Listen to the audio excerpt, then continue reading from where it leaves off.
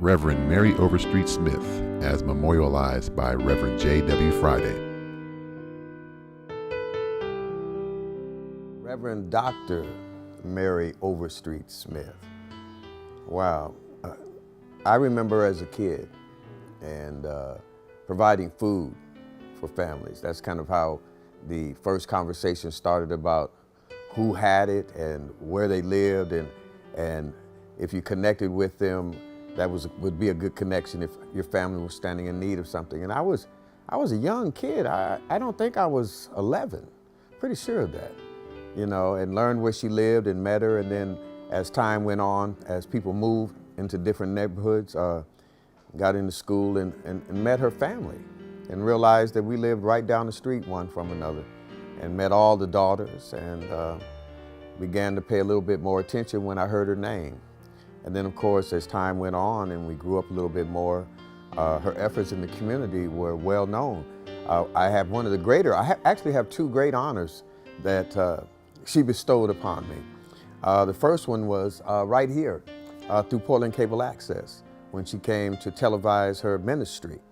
And I was a trainer here, and I had that opportunity of training her well over 30 years ago.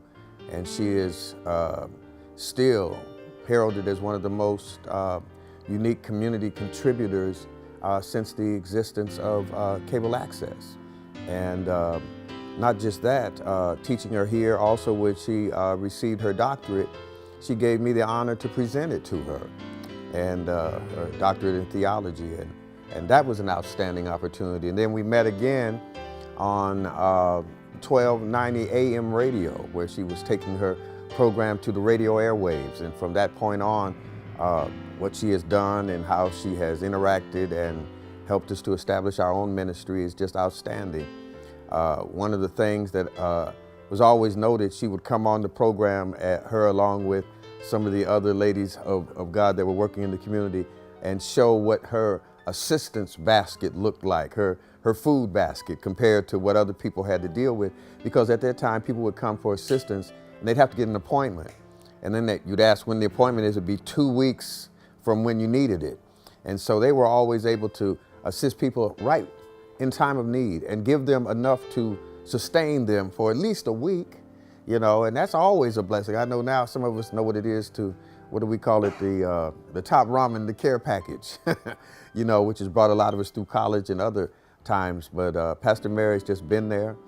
And then, of course, we know she's truly heralded for when Hurricane Katrina hit and the families were in need. And I love this because when the perspective of bringing them to Portland came, and it's most unique in times of tragedy, because money shows up, recovery money. And there are always people and capitalists that are able to put themselves in position to meter that out. And so there was a big meeting called amongst those that thought they were going to get it. And she wasn't at the meeting because she was too busy selling a property that she owned in Arizona and getting her game plan together and heading into the hurricane area to bring families from there to Portland, Oregon, and relocating them in her own homes here until they could get on their feet. And within that effort, she got the name Hurricane Mary. And she was just Pastor Mary, not Dr. Mary or anything like that, just Pastor Mary. And then the brainchild she had about the Northeast Health Center was outstanding. And it's celebrating, I believe now 10 years in a new location, and continuing to touch those that stand in need of health care in such a dire time as this. And she's somebody.